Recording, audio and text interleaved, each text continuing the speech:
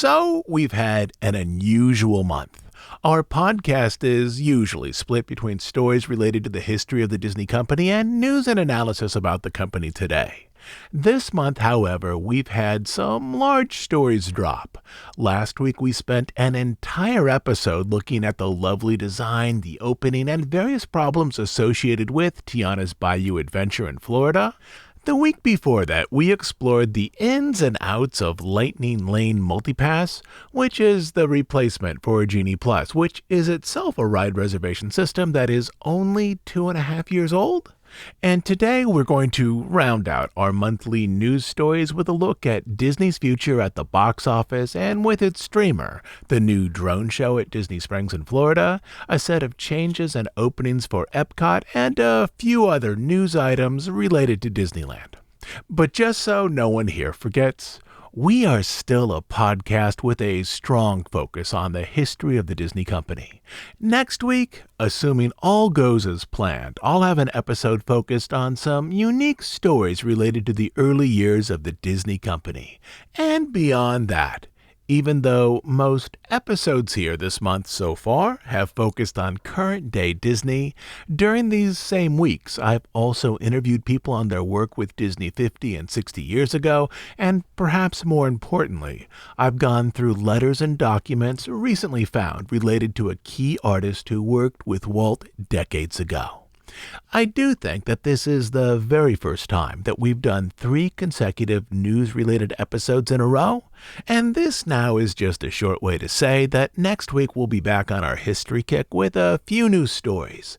That Disneyland tour from the 1960s that famously went wrong, that time that Walt considered adding airboats and also Geiger counters to Tomorrowland, and the most famous memo in the history of animation. Those stories, at least right now, are lined up for next week. But today we are looking at the company's current struggles, challenges, and successes. So if you're ready to explore some current stories about the Disney company, let's go.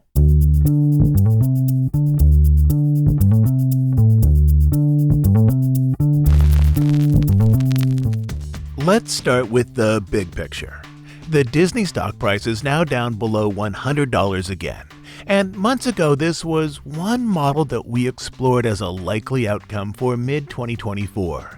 That stock buyback announced back in February would artificially and perhaps temporarily raise the stock price to move Disney through the voting period for board members and the contentious annual shareholders meeting, but these gains would likely only stay if Iger was able to usher in a wave of good news, particularly in regard to the streaming service and Theatrical, to support the higher share value. But according to investors who are clearly voting with their pocketbooks, that wave of good news didn't fully arrive. The streamer still is struggling to break even, and only now, in early summer, has Disney been able to show meaningful improvements to Theatrical. In our last Omnibus News episode back in June, we talked about the high stakes for Inside Out 2, how this was an opportunity, and perhaps the last opportunity, for Pixar to demonstrate that its old formula of populist topics, inventive storytelling, and familiar characters arranged into sequels had the potential to finally move that studio beyond the doldrums of the post-COVID box office. And that strategy played out in spades. Inside Out 2 was the first movie in 2024 to open with over $100 million in domestic box office, and the 4th highest opening in the U.S. for a PG-rated film ever. Since COVID, non-Disney animated films such as those in the Minions franchise, the Spider-Verse franchise, and Mario Brothers have done far better than Disney animated titles at the box office, which has been an embarrassment for Disney. With Inside Out 2, Disney is again at the top of the heap. Presently, Inside Out 2 is roughly at $550 million at the domestic box office and about $1,250 million overall worldwide. It was also the animated movie to most quickly break that $1 billion mark worldwide ever. More importantly, though, its opening weekend outperformed the opening weekend of Despicable Me 4, and Despicable Me still had a very good opening weekend, taking in $122 million domestically and about $230 million worldwide. This is the first time in years that a Disney animated release has outperformed all other recently released animated films. So that in itself is a very good sign, and one that Bob Iger will no doubt highly tout in the earnings call next month. Looking forward now toward the end of July, Disney has another high-profile film that is on track to do strong business at the box office, Deadpool and Wolverine, which is the third entry in the Deadpool franchise. Back in 2016, the first Deadpool film opened domestically with $132 million at the box office. In 2018, the second Deadpool film opened with $125 million at the box office. Based on early ticket purchases and audience interest, industry watchers are expecting that Deadpool 3, aka Deadpool and Wolverine, will open with $165 million at the domestic box office. And I should point out that some of these box office numbers spread out over many years can be a bit deceptive. The average movie ticket price in 2016 when Deadpool 1 was released was $8.65. Today, that same movie ticket on average is $10.78, which is almost a 25% increase. And the difference between $132 million, which was the opening weekend domestically for Deadpool 1, and the projected $165 million for the new Deadpool movie later this summer is also 25%. So this doesn't mean that the new film will be more popular or have a larger audience than the first film. It simply means that roughly the same number of people are expected to show up on opening weekend for Deadpool 3 compared to Deadpool 1. But in 2024, just getting the same number of people out the door and into a physical theater is a minor miracle. Add into this a little more good news. The Film Bureau in China has approved a slightly edited version of Deadpool 3 to be released their day and date with its U.S. release. Due to content issues, the first Deadpool film wasn't released in China. The second Deadpool film was only released in the later PG-13 re-edited version called Once Upon a Deadpool, which cut out some scenes of violence and added new scenes to reshape the overall story. This new Deadpool film, again with some minor cuts to violence and language, will be released in China on July 26, which will add to the initial box office numbers for the film. Aside from Infinity War and Endgame, which were huge hits in China, most Marvel films released to China take in between $100 million and $200 million each.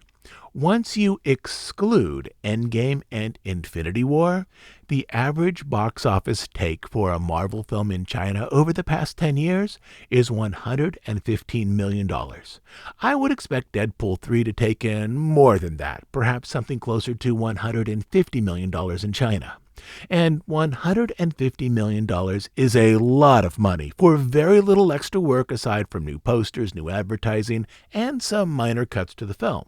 And minor cuts to a film in terms of cost are literally nothing. Studios will also trim films to be shown on airlines, particularly scenes with nudity, strong language, and of course references to a plane crash. And even though they have to recut those movies, there's a lot less money in airline screenings of a recent film than in releasing that film to China, the second most populated country in the world. But there was likely a larger strategy here in how the film was put together, particularly in regards to China. Deadpool 3's release in China was likely the result of some of the creative decisions that led to the creation of Deadpool and Wolverine as the third movie.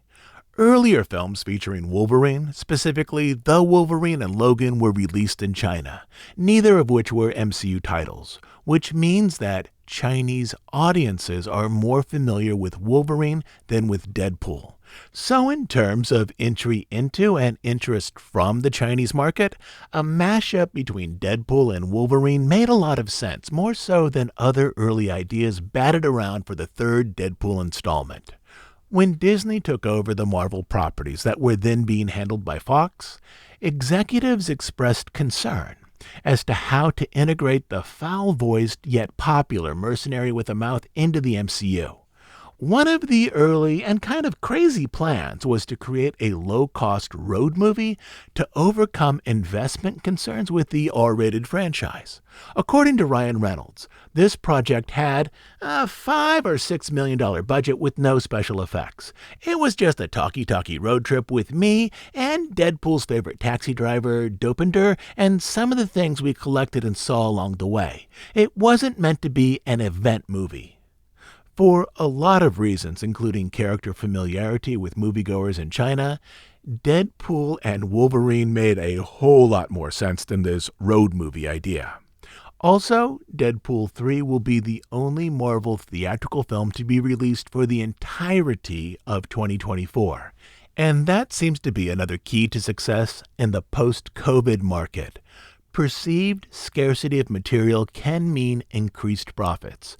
People are still going to the movies, but they just aren't going as often, which means that cinematic universe projects like the MCU might find higher returns on investment with fewer titles released to theaters each year. The one Marvel title, and there is only one, released at theaters this year will likely perform very well. Next year, we should see 4 Marvel films in theaters, as well as a couple limited series on Disney+, and there's a big question beneath this. In the streaming-focused post-COVID market, can the MCU successfully return to a theatrical release schedule that presents multiple films every year? My gut sense is that 4 films will be oversaturation and that the Marvel films will struggle for audience share. But again, this is a guess and we won't know until next year.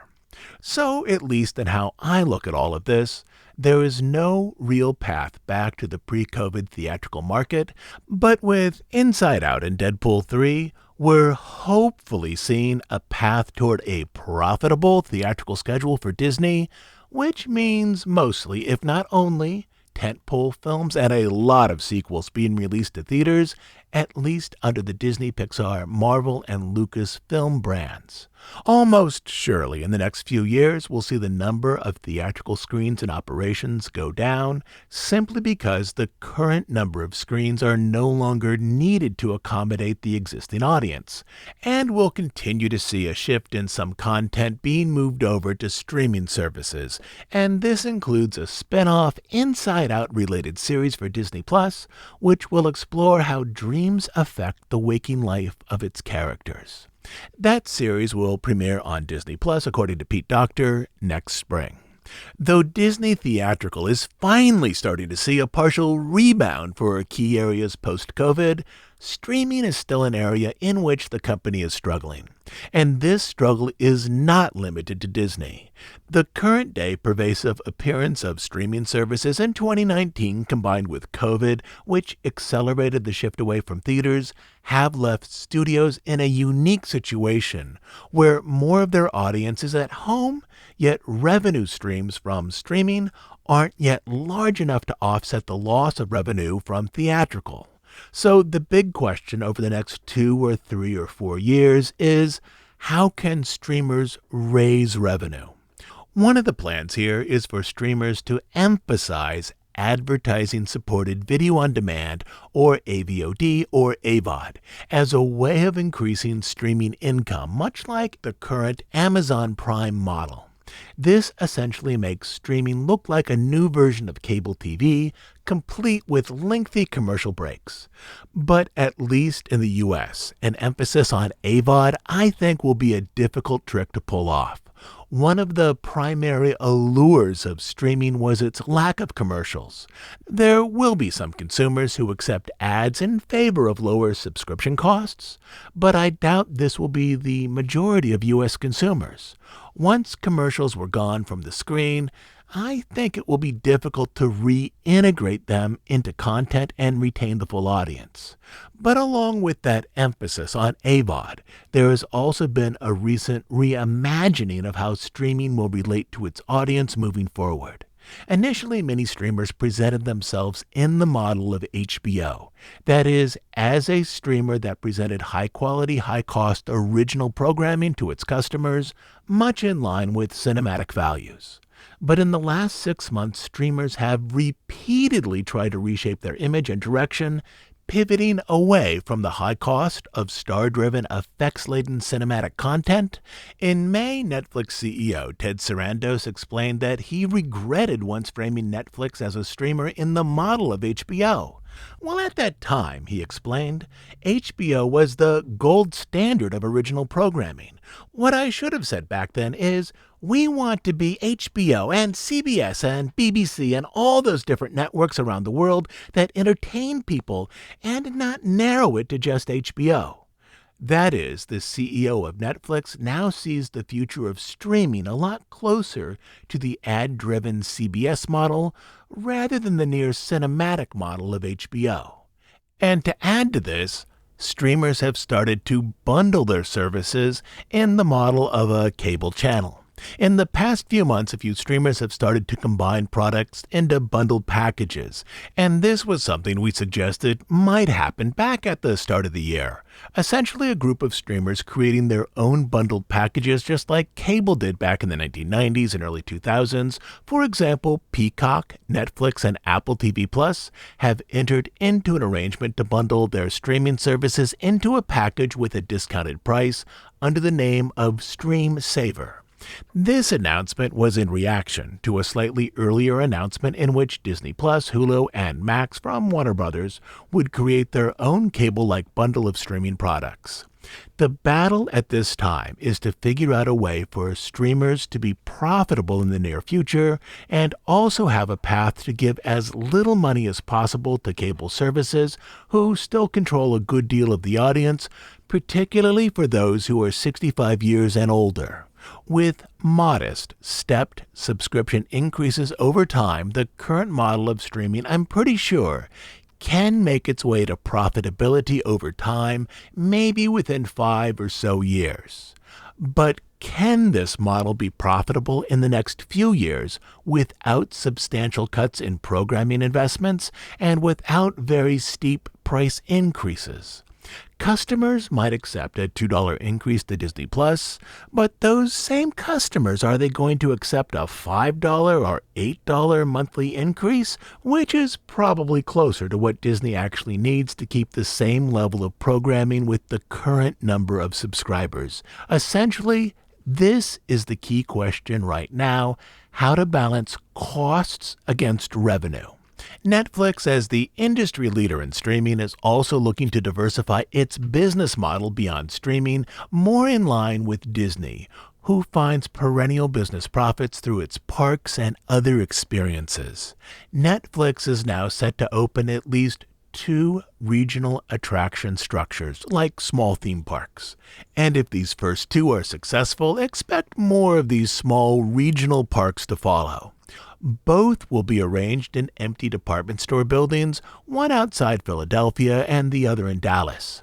Department stores and malls, like theaters, were another business model who faced hard times following COVID. The Netflix regional attraction areas will fly under the name Netflix House, a name that I think could use a little reworking as it doesn't do a good job of describing what will be found there. The old department store structures will be transformed into a type of indoor amusement park with exhibits, activities, merchandise, and dining. Netflix mentioned that popular shows like Squid Games or Stranger Things might be the basis for various experiences, which in Disney speak I'm pretty sure means attractions. The stores are imagined as black box centers in which exhibits or attraction areas can be changed out fairly often, which means that the Netflix House model is arranged for a local market with new experiences coming to locals as opposed to tourists traveling to a grand destination resort like Disney World or Universal Orlando, where the attractions remain for many years. I think what's being suggested here is this. Netflix will create some traveling experiences or attractions so that, once a few of these Netflix houses are built across the country, experiences can rotate from Philadelphia to Dallas to Seattle to Salt Lake City and so on, with the development cost of an experience being spread out over many installation locations, much like traveling museum exhibits. Or to put this another way, there are a number of streamers who are actively working to figure out how streaming or an expanded streaming model can prove profitable over the next few years, be that with bundling, AVOD-style advertising, real-world destinations, and so on, until the revenue from streaming eventually catches up with its actual cost for program production. Like many industry watchers, I would like to know more about this one area inside the Disney company, Disney Plus, its streamer, and specifically how it's faring at the moment. But we won't know about that at the earliest until the next earnings report and call in early August. With Disney Theatrical tentatively making a turn toward better profits, the Disney streamer, I'm fairly sure, now remains as the largest business area of concern for the company, and streaming, along with more consistent theatrical hits, is probably the key to expanding the value of the stock, and stock price, just to loop back for a moment, is where this section started. But let me end this section on a positive note. I just saw the trailer for Agatha All Along, which is a sequel or spin-off of sorts to WandaVision, which, along with The Mandalorian, is, in my opinion, the best thing Disney Plus has ever released as an original program. You may also know this Agatha project under one of its many previous titles, Agatha House of Harkness, or Agatha Coven of Chaos, or Agatha Darkhold Diaries. The new title is simply Agatha All Along, and maybe it's hard to judge a project based on the trailer, but the trailer for Agatha All Along, at least to me, looked pretty good and is clearly related to WandaVision. The show premieres on the streamer on September 18th, and let me just point out this. September 18th is still over 2 months away, but this too, those gaps between event programs, is another way that Disney Plus, along with many other streamers, is trying to manage the cost of content over the coming few years. By now, you have likely seen photos or video clips of that new drone show over at Disney Springs called Dreams That Soar. It's well worth checking out, especially as the show is free. We also have some video clips over on our DHI YouTube channel as part of our 2024 summer video update. That video update includes not only clips of the drone show, but also images of all new and ongoing projects in California and Florida. But to get back to the drones.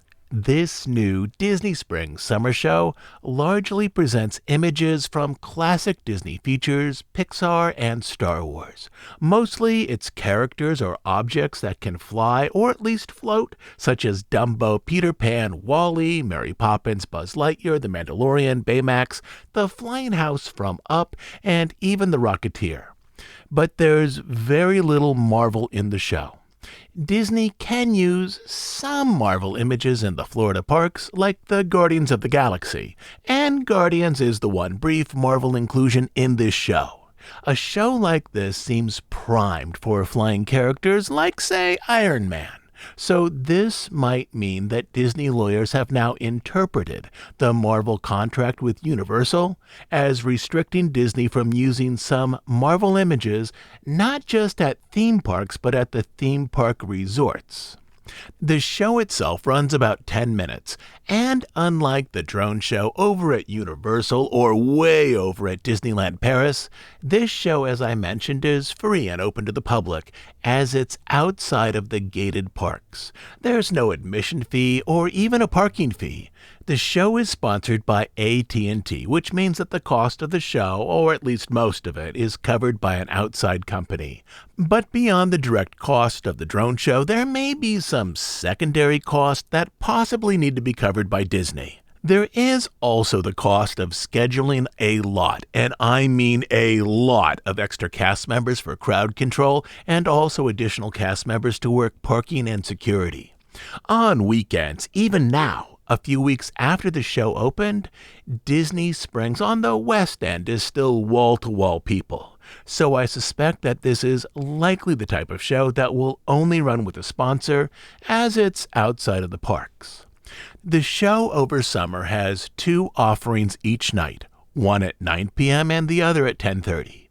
It's arranged out over the water. The best viewing angle is the open lawn area near Cirque du Soleil, but you can see it from the center of Disney Springs, though the perspective is a little off. You can also see it from Saratoga Springs, the DVC resort, but from over there you'll be seeing the backward side of the show, which means images, including some words, will be in reverse, which is mostly a minor thing here. The layering of some images, though, is more of an issue from some viewing locations far from Cirque du Soleil. What's not immediately apparent in photos or video of the show is the striking depth of certain images in the sky. Photos in particular tend to flatten out an image. The same is true, though to a lesser extent, for video. For the most part, the 800 drones don't simply create a static flat image, but rather one with movement and depth. For animation buffs, think of it this way. A multiplane camera in traditional hand-drawn animation presents layers or planes of images. There are some images in the foreground, another set of images in the midground, and an image in the background. In the most compelling drone configurations, the same is true here. There are a set of drones creating a foreground image, another set creating a midground image, and a set for the background. And for some objects, such as when the drones create the Death Star from Star Wars, that's not a flat representation of the object. Rather, it's a rotating sphere in the sky. That is, what you can see here in person has a lot more depth than what you can see in images online. It's also another reason why the West End is a better viewing location than, say, Saratoga Springs, as over there background elements will be in the foreground and vice versa, which again is really a minor issue. The drones themselves are modified models produced by the Parrot Drone Company based in Paris. These drones are designed to hold precise positions and to work in configurations. They can hold those positions safely and precisely in winds up to 18 miles an hour. About 10 minutes before each show, drones are set up in a line to test wind speeds and other environmental elements. If things look bad, the show is canceled. If wind speeds are just over 18 miles per hour, then the technical crew may announce that they are delaying the show in the hope of better conditions in the next 15 or 20 minutes. And just so you can plan, I've seen a number of shows canceled this summer due to environmental issues. If you're planning a vacation in Florida this summer and definitely want to see this show, you might want to plan both a night and a backup night over at Disney Springs to see the drone display. Crowds were high when the show premiered in June. In fact, it was the busiest by far that I've seen Disney Springs in years, but they've tapered off a little now, especially on weeknights. Still, the 9 p.m. show on weekends can be absolutely packed. As I mentioned, the best viewing area here is in the West End, in the grass area that is sometimes used by House of Blues for concerts. This area is roped off. On weekends for the first show, you will likely need to arrive at the entrance area near Cirque du Soleil and House of Blues at least 45 minutes early. For the 10:30 p.m. show, you can get there maybe 20 minutes early and still be fine. Haleo, whose outdoor dining area backs up to the water, also has 2 packages with reserved seatings on their patio. The first is simply access to the patio and a cocktail area for $35 per person, $25 for kids under 10. They also have a dining package for the patio for a 5-course tasting menu at $79 per person. This is easily dinner.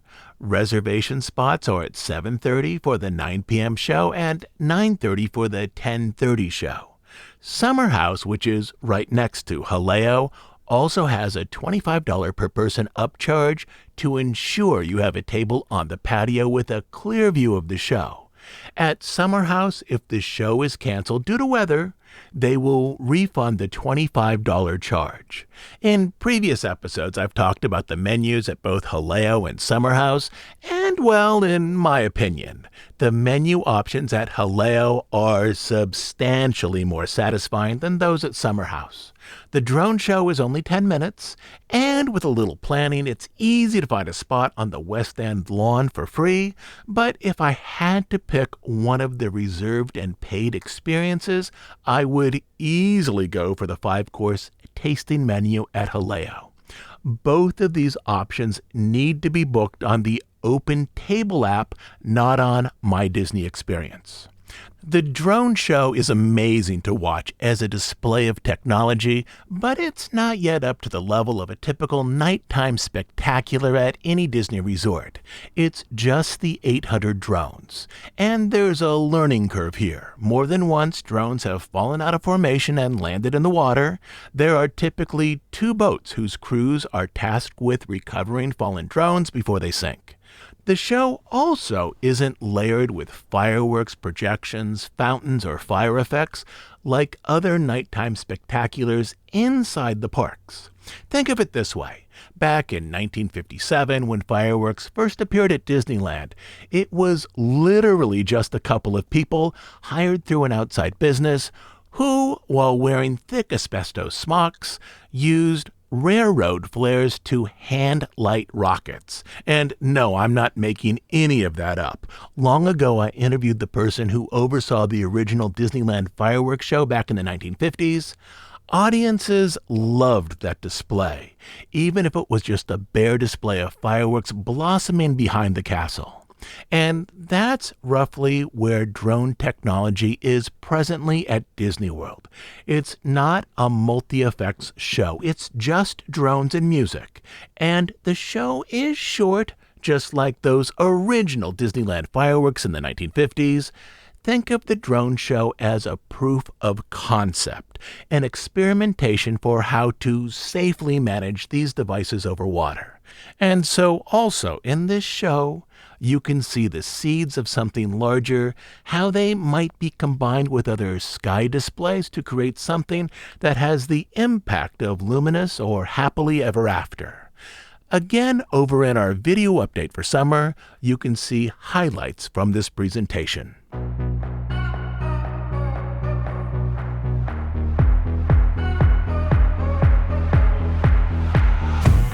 In our last segment today, we will quickly walk through the 2 American resorts. Though both resorts have been somewhat quiet this summer, without peak crowds, this has been particularly noticeable in California, where large sections of Disneyland remain behind construction walls. Work continues on the transformation of Splash Mountain into Tiana's Bayou Adventure. There's no official opening date yet, but from the looks of things, I would wager that Thanksgiving is a pretty good guess. Also, work moves forward on the Haunted Mansion, with construction crews now installing a new queue area, whereas previously work was mostly limited to demo and land prep. The rumor circulating right now is that the ghost host hanging in the stretching room might be reconfigured into a slightly different presentation without the suggestion of suicide.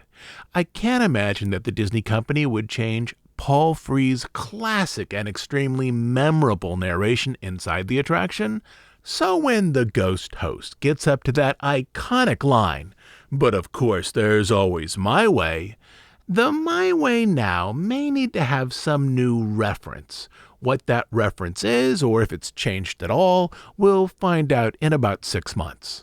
When the California Mansion reopens, it will present the Nightmare Before Christmas version, which has a projection scrim at the top of the stretching room to present Jack Skellington's face, rather than that corpse hanging from the ceiling.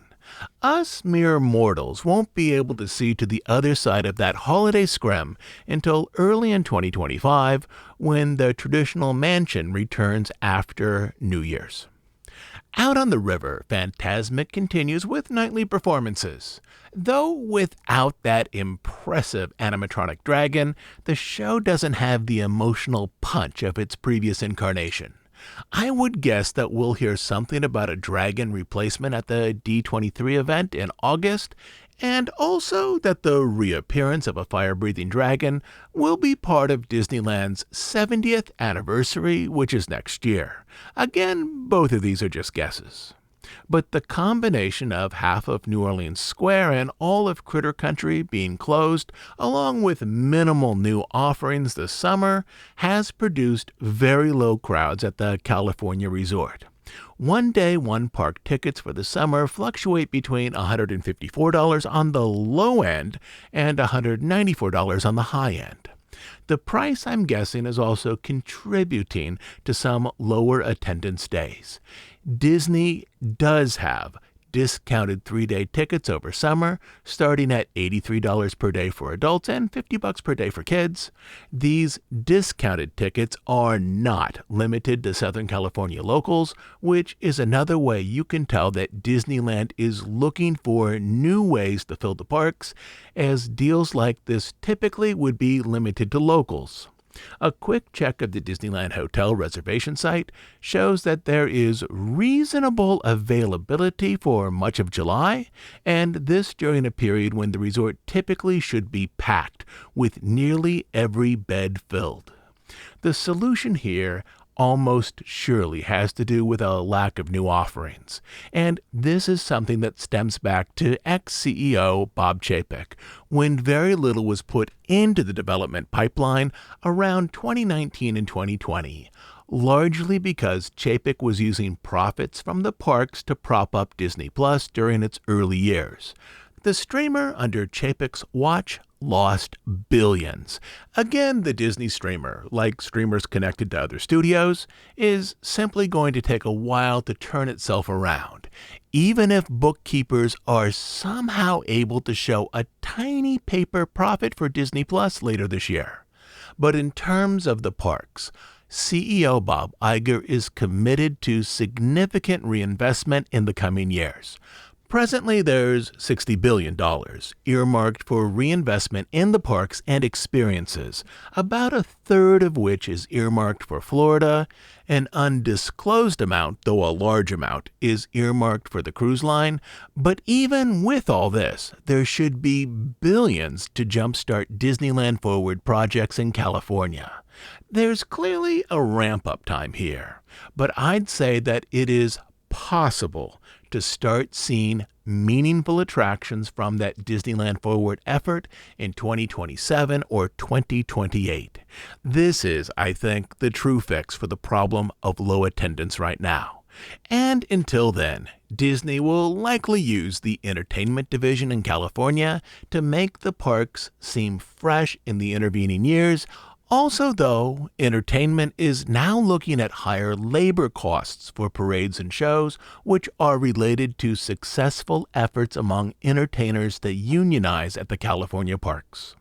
But even with those labor increases, Disneyland still charges a premium for a day's entertainment, and that revenue should be put back into the entertainment itself so that guests not only have a strong experience, but also see the value of the ticket that they have just bought. Out in Florida, Communicore Hall is now open, and we have daytime and nighttime footage in our summer video update over on YouTube. But suffice to say, Communicore Hall is a far, far cry from the 3-story festival center once earmarked for this part of Epcot. But then there were all those CapEx cuts due to the parks being closed for COVID, and even when they reopened, they only reopened to limited crowds and therefore to limited revenue.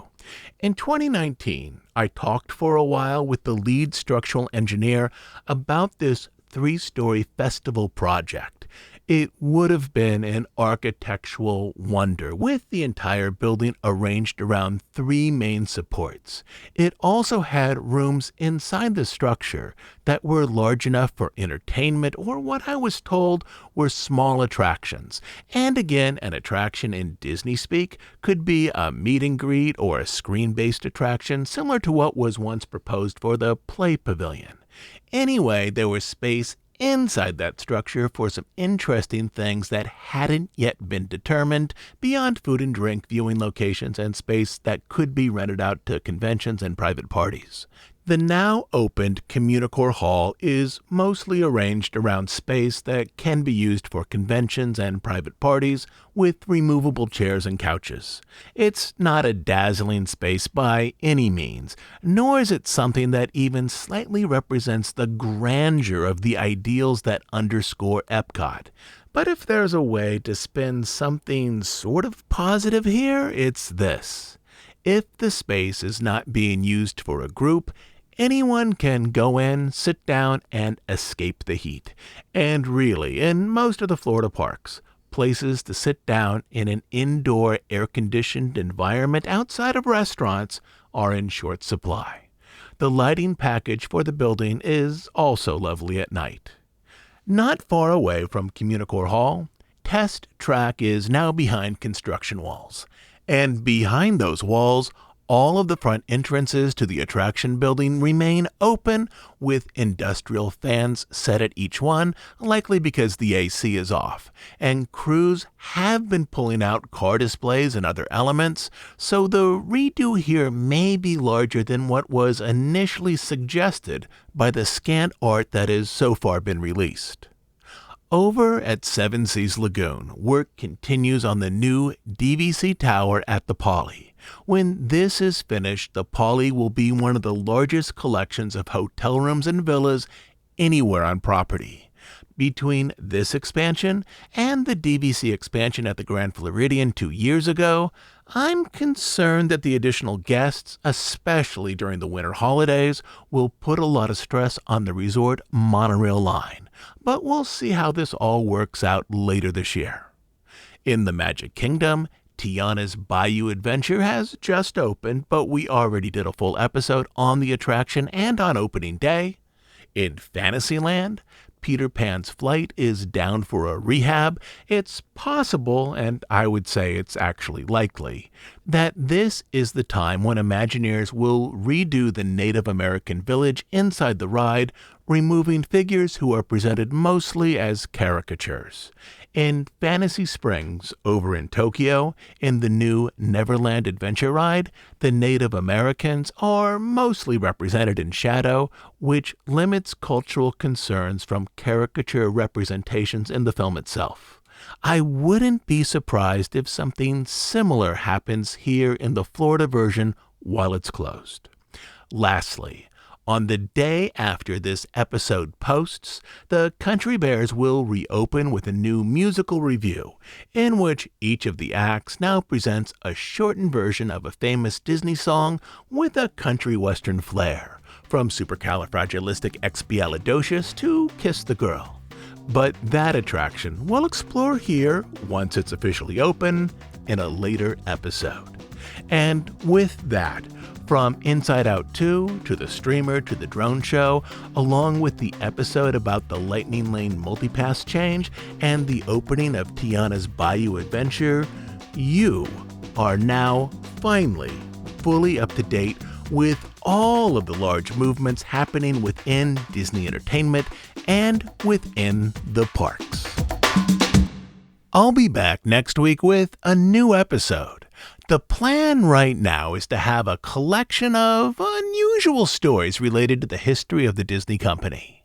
Also remember to check out our summer update 8-minute video posted over on YouTube, which shows you most everything we've explored this week and last at California and in Florida. The video will move you quickly through everything that's changing or about to change at the 2 American resorts.